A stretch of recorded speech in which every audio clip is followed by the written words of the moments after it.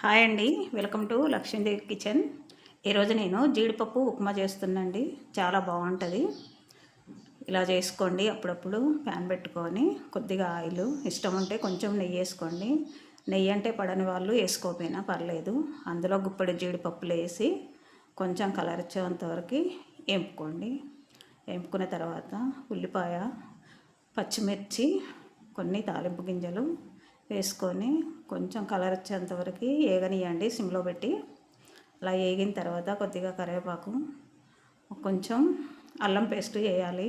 వేసి అది కూడా పచ్చివాసన పోయేంత వరకు వేపుకోవాలి. అలా వేగిన తర్వాత సిమ్లోనే పెట్టండి, హైలో పెట్టద్దు. ఇలా వేగిన తర్వాత ఒక గ్లాసు రవ్వకి గ్లాసున్నర వాటర్ అండి వేసుకున్నాను. ఇది పొడి పొడిగా వస్తుందండి. గ్లాసున్నర వేస్తే రుచికి తగినంత ఉప్పు వేసి హైలో పెట్టుకొని మూత పెట్టండి. మూత పెట్టిన తర్వాత ఒక నిమిషంలో మరుగుద్దండి. చూడండి, ఇలా ఉప్పు సరిపోయిందా లేదా ఒకసారి టేస్ట్ చూసుకోండి. తక్కువ అంటే మరి కొద్దిగా వేసుకోవచ్చు.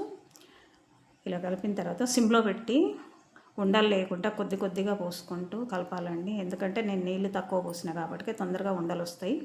అలా రాకుండా ఇలా కలుపుకోండి. కొంచెం కొంచెం చల్లుకుంటూ కలపాలి.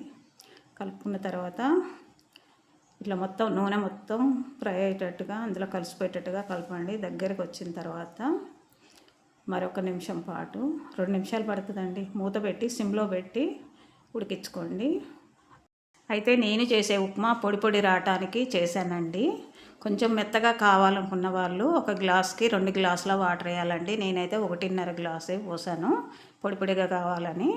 మెత్తగా కావాలనుకున్న వాళ్ళు 2 గ్లాసులు పోయండి, మెత్తగా వచ్చేస్తుంది. అంతేనండి, ఎంతో రుచికరమైన జీడిపప్పు ఉప్మా రెడీ అయిపోయిందండి.